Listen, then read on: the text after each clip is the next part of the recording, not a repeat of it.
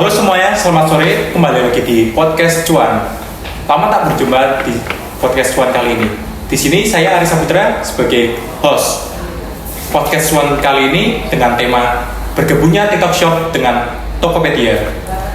Dengan narasumber kita kali ini dari manajer investasi Universitas Pekalongan, yaitu Mas Win. Boleh kenalin dulu nih. Halo semuanya, perkenalkan nama saya Suyin. Di KSPM ini saya diamanati sebagai manajer investasi dan senang bertemu dengan Mas Aris. Pertamanya boleh ceritain pertama kali mengenal investasi atau pasar modal itu sendiri? Untuk pertama kali saya kenal sama dunia saham, terutama di investasi itu tahun 2021. Nah, sebelum 2021 itu 2020 aku sempat mengenal instrumen, tapi itu yang salah, yang bodong, namanya binomo. Binomo ya? Iya. Ya setelah 2020 itu kan saya cuman lihat konten dari salah satu influencer. Nah itu saya tertarik, tapi kata teman saya itu judi. Nah itu saya cuman lihat konten doang tapi nggak terjun gitu teman-teman. Berarti nggak ikut-ikutan FOMO? Iya, nggak ikut top up di binomonya. Masih pakai akun virtual gitu? Iya, pakai virtual. Lalu awal kenal saham gitu-gituan? Nah itu saya lihat konten di YouTube. Kontennya milik Felicia. Oh, Felicia. Nah itu yang pertama kali saya tonton tentang reksadana, tentang saham, dasar-dasarnya lah. Nah itu setelah itu tahun 2021 ya saya langsung praktek sih, langsung top up di salah satu aplikasi. Nah terus setelah saya top up itulah saya langsung transaksi. Itu kayak FOMO gitu sih. Awalnya masuk kemana tuh Mas emiten? Itu yang receh malah, yang receh di harga 51. Satu lot itu 5.700. Itu saham, boleh sebut saham nggak? boleh. Itu saham Smartfren. Oh, Smartfren. Dulu pernah aku masuk ke situ. Nah itu kan saya 3 hari doang. Awalnya tuh pingin investasi, cuman 3 hari itu kayak nggak kuat. Nah itu saya jual, untung cuman 50.000 doang. Lumayan. Nah itu berlanjut sampai sekarang. Nah dulu itu pakai metode analisis atau teknikal fundamental gituan nggak sih Mas? Kalau dulu sih saya lihat Smartfren ya. Kalau Smartfren itu kan awal Smartfren sama Antam. Nah itu awalnya itu dari fundamental, dari PBV. Oh, PBV. Saya lihat PBV-nya bagus, terus revenue-nya juga bagus, atau pendapatannya itu bagus, dan juga teknikal. Nah itu saya teknikalnya itu cuman sederhana sih, tapi ya saya lihat waktu itu bagus. Jadi saya memberanikan diri untuk masuk di saham Smartfren. Nah, terus saya lanjut di saham Antam kayak gitu. Ya cuannya tipis-tipis sih karena cuman FOMO doang, dan itu langsung saya all in. Oh iya. Kok berani? Nah tuh pas dulu itu belajar teknikal gitu nonton siapa Mas kira-kira? Nah kalau fundamental kan jelas Felicia ya.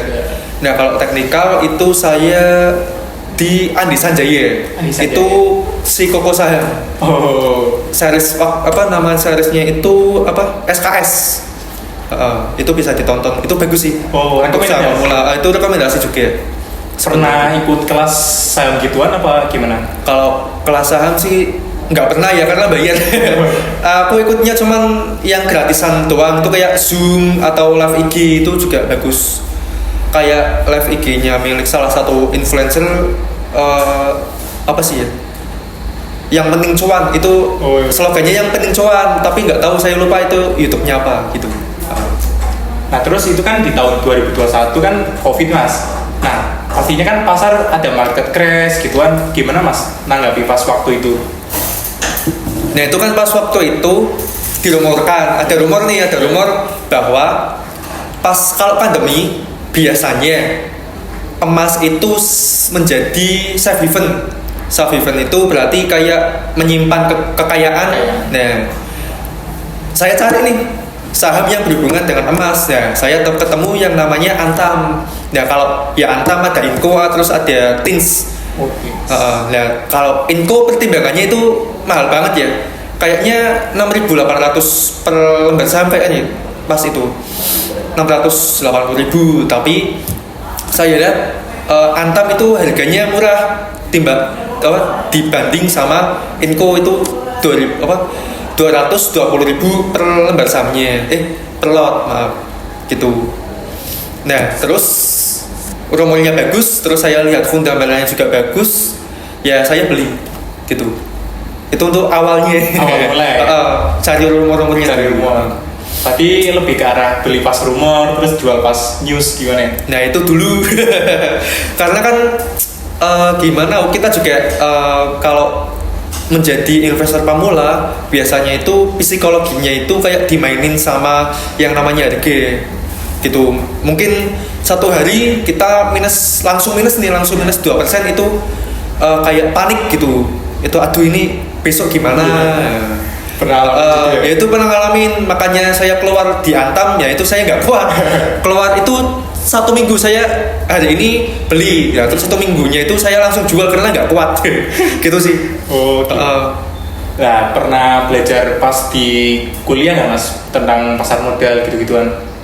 Nah, kalau di perkuliahan itu ada sih, cuman itu kayak kalau mau mengerucutnya itu biasanya di kelompok studi pasar modal itu KSPM sendiri, teman-teman, seperti itu. Di situ ada kita belajar sama-sama atau ada? Nah, kalau itu ya kita belajar bersama-sama sama yang expert ya. Itu kan di atas saya itu masih ada lagi yang namanya Mas Rohim dan juga Mas Adi, seperti itu. Ya kan dulu mereka juga manajer investasi dan juga memberikan arahan, memberikan pelajaran kepada anak-anak KSPM tentang investasi dan juga trading. Menarik ya Mas? Betul sekali. Nah, ini kan tema kali ini podcastnya tentang bergabungnya TikTok Shop dengan Tokopedia. Nah, tentunya Masnya kan udah pernah lihat atau nonton beritanya. Gimana tuh tanggapannya? Secara boleh dijelaskan. Nah, itu kan dulu ya, sebelum adanya berita itu sudah dirumorkan kalau TikTok Shop kan itu di-ban ya sama pemerintah kita. Marketplace-nya itu tidak bisa jual beli. Nah, itu kan mematikan yang namanya UKM yang sudah digital ya. Nah, itu kan berarti kayak UMKM batik, terus konveksi, terus dan yang lain sebagainya yang sudah ada omset di TikTok itu langsung di-cut. Ya sudah, itu ada PHK massal, terus ada barang numpuk, ya banyak negatifnya. Nah, terus beberapa waktu kemudian TikTok Shop pemerintah itu ngomong sama TikTok Shop-nya, ini 1 minggu kalau tidak ada solusi saya ban permanen, itu kata pemerintahnya. Nah, TikTok Shop itu mengakali dengan hal itu kan kita ada Tokopedia. Tokopedia itu adalah produk asli milik Indonesia. Lokal ya? Iya, itu milik lokal. Nah, TikTok Shop itu melihat ini ada Tokopedia. Iya. Dilomorkan. Itu waktu itu dilomorkan. Nah, ini TikTok berkesempatan untuk collab nih sama Tokopedia, seperti itu. Nah, itu kan waktu itu kan harga Tokopedia Goto itu sahamnya itu 57. Itu pada waktu rumor. Nah, pas rumor market crash itu Goto itu harganya itu 57. Goto itu holdingnya Tokopedia ya Mas? Iya, itu Goto itu kan ada banyak banget lini bisnisnya. Salah satunya adalah Tokopedia. Induknya Pak ya? Terus apa lagi? Tadi pertanyaannya apa? Nah, sebagai perspektif investor kan, bagaimana apakah mereka menilai ini sebagai peluang atau ancaman, Mas? Untuk investor Gotoh sendiri menurut saya itu suatu peluang yang bagus karena Tokopedia itu collab-nya itu sama TikTok. Di berbagai sumber TikTok itu user aktifnya per hari itu bisa sampai 1 jam, itu mengalahkan Instagram sama Facebook. Itu bagus banget.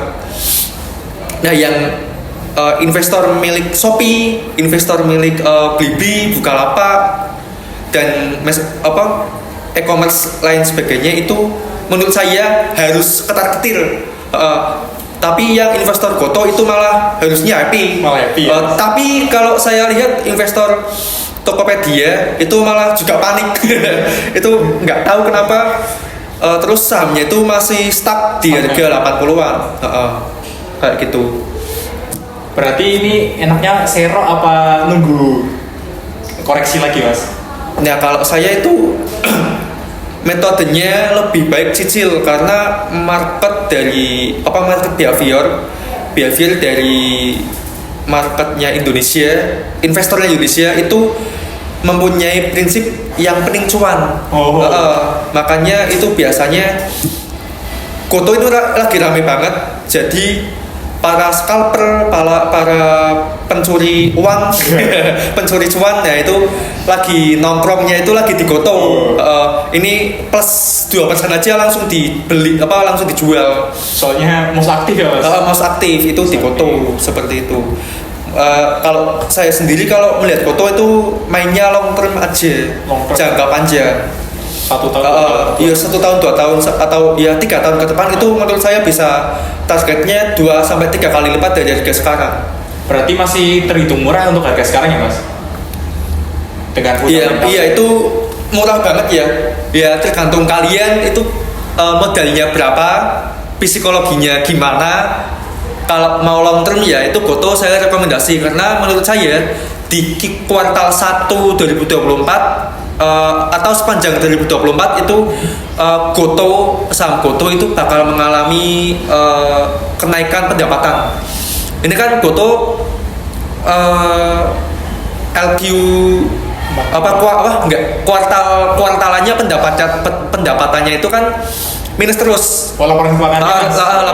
Laporan keuangannya itu pendapatannya itu minus terus. Nah, ini kan berarti sudah collab sama TikTok, media sosial yang terbesar di dunia malah. Nah, ini kemungkinan bakal revenue atau pendapatan dari Gotoh bakalan naik, berkesempatan tumbuh lah. Profit ya, Mas? Kemungkinan profit sih. Yeah. Nah, ini pertanyaan kedua nih, Mas. Lalu apakah ada kerjasama ini menguntungkan bagi Tokopedia ke depannya, Mas? Nah, itu tadi menurut saya menguntungkan banget. Yaitu semenguntungkan itu ya, karena yang pertama TikTok itu sosial media dari Cina. Dan ini sudah mendunia ya. User aktif di Asia itu banyak, user aktif di internasional pun juga banyak. Amerika, terus ya banyak negara Eropa lain yang menggunakan TikTok most aktif lah. Itu yang pertama. Terus yang kedua, Tokopedia itu bisa scale up.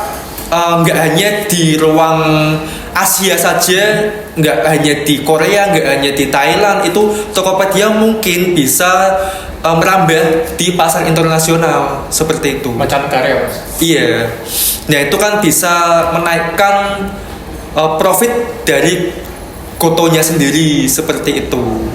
Itu banyak banget dah. Terlepas dari hal-hal negatif ya. Ini kan TikTok itu dari Cina. Ada rumor yang negatif nih. Rumornya itu kan Cina itu negara Cina itu kan sama Amerika tuh hampir di-ban. Banyak konfliknya lah. Nah, itu adanya cyber security, adanya kayak TikTok itu dirumorkan menyadap kita apa namanya, Privasi data. privasi kita itu kayak dicolong itu sih kayak TikTok. Tapi menurut saya itu enggak, tergantung regulasi. Nah terus keuntungan yang lain itu ya mendukung UMKM milik Indonesia sendiri untuk bisa merambah ke pasar internasional juga. Nggak hanya di batik saja, ini kan batik sudah go internasional. Tapi produk yang lain seperti konveksi, terus mungkin skincare milik kita sendiri itu lokal. bisa brand lokal yang lain itu bisa scale up ke atas dengan bantuan Tokopedia, TikTok seperti itu. Berarti sangat menarik ya, Mas? Nah ini sangat menarik, nggak hanya sahamnya saja yang terbantu untuk naik ke atas, tetapi juga industri kita yang bisa naik ke atas juga seperti itu. Nah, next pertanyaan nih, Mas. Terus apa sih dampak kerjasama ini dengan apa dampak kerjasama ini terhadap kompetitor lain seperti e-commerce Lazada, Bukalapak? Ini saya beli. Oh, nggak apa-apa, Mas.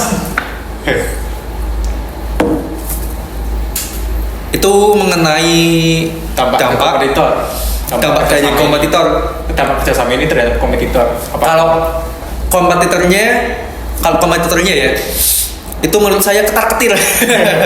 Karena Shopee itu terbesar di Indonesia, dan juga mungkin masnya bisa dicek tentang saham Shopee di NYC, New York Stock Exchange. Itu sahamnya anjlok parah banget, 1 bulan anjlok minus 50%-an. Itu ngeri banget ya. Nah itu mungkin pejabatnya itu aduh ini gimana. Ketar-ketir ya, panik banget. Direksi. Itu yang pertama ya. Yang kedua mungkin caplokan milik nanti Tokopedia dan TikTok, caplokannya itu mungkin bisa dari konsumen Shopee-nya sendiri. Konsumen milik Shopee mungkin bisa pindah dari si Shopee ke TikToknya sendiri, TikTok Tokopedia. Karena TikTok itu kan sosmed yang mendunia dan juga most aktif penggunanya di TikTok. Itu kan TikTok pengguna hariannya itu rata-rata itu 1 jam penggunanya itu menggunakan TikTok itu 1 jam per hari. Screen time-nya itu 1 jam. Jadi nggak menutup kemungkinan Shopee, Blibli, Bukalapak itu ketar-ketir. Istilahnya ketakutan itu ya, kalau nggak banting harga ya mungkin peminatnya itu kurang. Tapi di Tokopedia di TikTok itu saya menemukan komen bahwa harga ataupun subsidi ongkir di TikTok itu kok sama kayak Tokopedia, kok kayak lebih mahal dari biasanya gitu. Itu mungkin bisa jadi perspektif lain sih. Itu kan tanggapan dari konsumen langsung. Nah, pertanyaan selanjutnya nih, Mas. Apa sih dampak kepada masyarakat terkait dengan kerjasama ini? Kalau masyarakat di sosial e-commerce itu ada dibagi menjadi 2. Yang pertama buyer, yang kedua seller. Nah, untuk dampak dari sellernya itu kan termasuknya UMKM ya. Seller kan penjual itu kan termasuknya ada UMKM, konveksi, terus pegawai lainnya lah. Nah, itu kan dampaknya ya meningkatkan keuangannya mereka, penjualannya mereka itu sangat bagus sekali. Karena kan kalau Tokopedia TikTok itu dikenal sebagai e-commerce yang ongkirnya itu murah banget, gratis ongkirnya murah banget, terus harga-harganya murah banget. Terus untuk para pegawai, untuk para pegawainya kan berarti meningkatkan daya belinya mereka, menjadikan itu perputaran uangnya itu kan menjadi sangat cepat. Nah, berarti kemungkinan dampak ke inflasi, dampak ke makroekonomi yang lainnya itu bakalan membaik seperti itu. Yaitu untuk dampak dari sellernya. Nah, dampak dari buyernya yaitu ya happy ya, karena bisa membeli barang-barang yang lebih murah dari e-commerce lain seperti Shopee, seperti Bukalapak, Blibli dan lain sebagainya seperti itu. Berarti win-win solution ya mas? Ya itu win-win solution dan ya semua happy, semua senang kalau mengenai berita tentang TikTok Tokopedia ini. Nah kita udah sampai di penghujung acara nih mas. Nah makasih mas sudah berkunjung ke podcast kali ini. Dan terima kasih kepada kalian yang sudah nonton. Nah kalau bermanfaat nih boleh nih di subscribe atau di like. Dan kalau untuk kembangin channel kali ini boleh di share ke teman-teman kalian. Nah kita ada jadwal nih. Ayo boleh. Jargonnya apa nih? Nanti bilang podcast cuan. Makanya gini mas. Gini tuan. Oh iya. Cuan gitu mas. Nah 1, 2. Coba contohin lagi. Contohin. Podcast cuan. Oke. Nah, ayo 1, 2, 3. Podcast cuan.